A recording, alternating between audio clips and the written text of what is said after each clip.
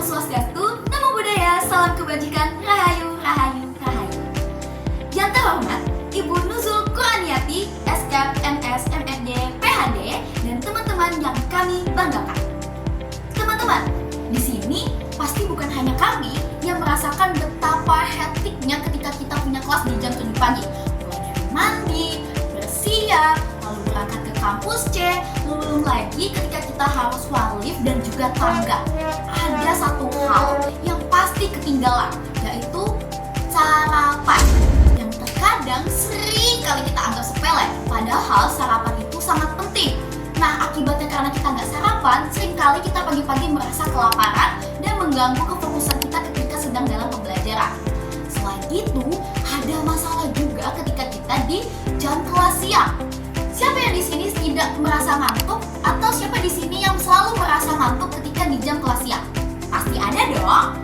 Nah, oleh karena itu, Sanko, sandwich, dan kopi hadir sebagai solusi penunjang alternatif pembelajaran di PDB online. Sebelum dijelasin lebih lanjut, izinkan saya dan rekan tim saya untuk memperkenalkan diri terlebih dahulu. Ika Riki Kurniawan dengan NIM 111251137. Saya berasal dari Prodi Kedokteran dan saya bertugas sebagai contact person dan juga meracik kopi varian coconut. Nama saya Hilmi Rakian dengan NIM 165251101 dari Prodi Teknik Industri. Saya bertugas untuk merancang dan membuat logo perusahaan dan juga meracik varian kopi latte.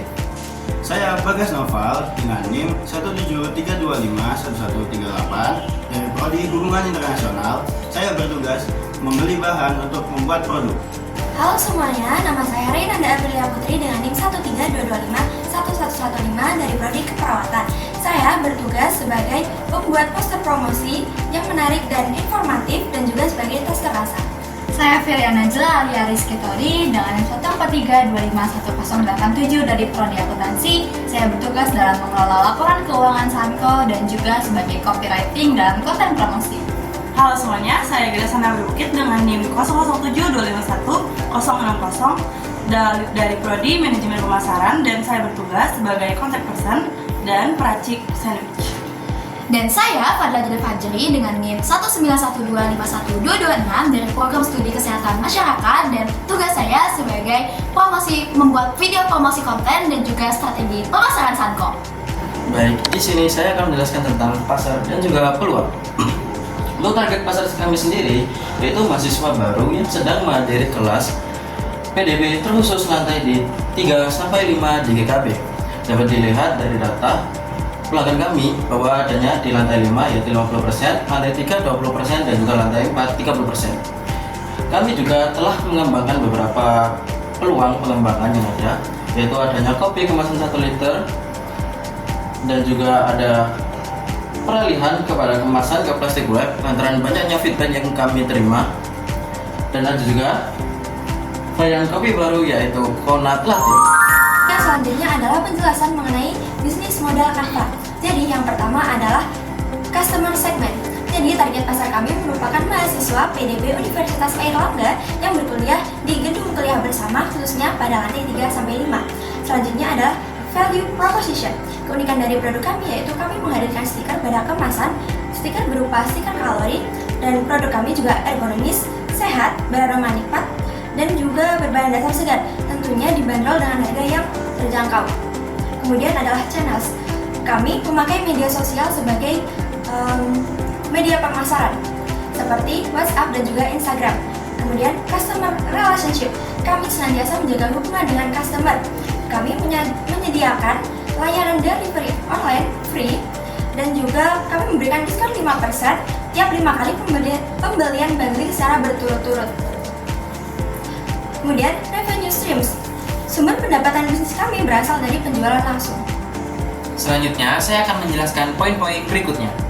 Yang keenam, key resource. Aset yang kami gunakan untuk menjalankan bisnis meliputi tim, bahan baku, rumah produksi, dan juga teknologi. 7. Key activities. Aktivitas inti kami untuk menjalankan bisnis yaitu yang pertama, pemasaran. Kami membuat dan menyebarkan poster promosi melalui media sosial. Yang kedua, proses produksi. kami mempersiapkan bahan baku 1 hari sebelum berjualan. Kemudian, kami juga mencoba sampel rasa sebelum produk dipasarkan. Yang ketiga, distribusi. Kami mengelompokkan dan mengantarkan langsung pesanan sesuai lantai dan juga kelas, lalu melakukan konfirmasi setelah pesanan diterima. Yang kedelapan, key partners. Pihak luar yang membantu kelancaran bisnis kami adalah kantin Universitas Airlangga. Kami menyewa freezer untuk menyimpan es batu agar tidak mencair. Dan yang terakhir adalah cost structure. Biaya utama yang dikeluarkan untuk bisnis ini yaitu pada bahan baku, beban gaji, beban sewa, dan juga beban pengembalian modal. Nah, strategi pemasaran yang kami gunakan adalah yang pertama, kami melakukan promosi dengan menyebarluaskan poster dan membuat konten tentang Sanko di media sosial. Kemudian, kami juga menawarkan produk kami di sekeliling dan di sekitar gedung kuliah bersama. Lalu, kami menawarkan paket bundling hemat kepada pembeli dan pembeli mendapat diskon 5% tiap pembelian paket bundling 5 kali.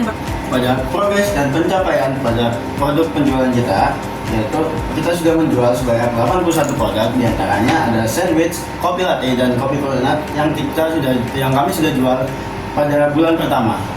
Nah, pada diagram yang kami sudah buat, yaitu terdapat warna biru, yaitu penjualan pada kopi coconut, warna kuning penjualan pada sandwich, dan warna abu penjualan pada kopi latte.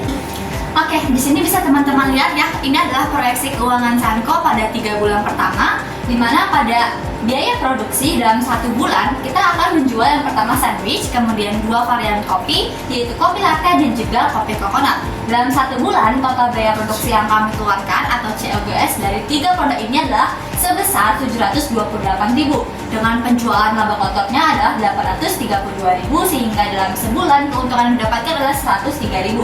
Dikalikan dalam 3 bulan, maka berarti keuntungan yang akan kami dapatkan dalam 3 bulan sebesar 309.000. Nah, bagaimana dengan proyeksi keuangan dari segi pengeluaran, pendapatan, beban, dan juga segala macam? Bisa dilihat dari slide selanjutnya.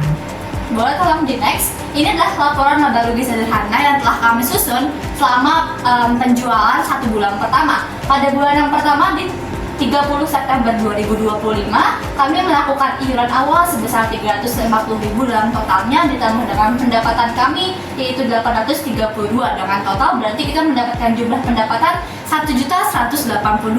Total ini kami gunakan untuk beban, yaitu beban pembelanjaan bahan sebesar 728.000, beban gaji sebesar 140.000, beban utilitas 52.000, dan juga beban penyusutan alat 3.000.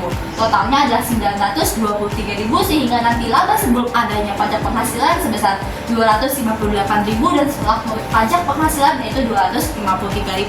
Sehingga nanti 253.000 ini akan menjadi laba ditahan masuk kepada laporan yang kedua yaitu Oktober dan juga November, ditambah lagi dengan pendapatan usaha yang sama 832.000 digunakan untuk membayar beban yang sama, dan juga mendapatkan laba sebelum pajak penghasilan yaitu 162.000 dikurangi dengan beban pajak penghasilan, sehingga laba kami setelah pajak penghasilan pada bulan berakhir 31 Oktober dan 31 November itu sebesar 157.000. Jadi, tunggu apa lagi? Butuh alternatif sarapan yang membantu menjaga konsentrasi? Make it simple, pilih Sanko.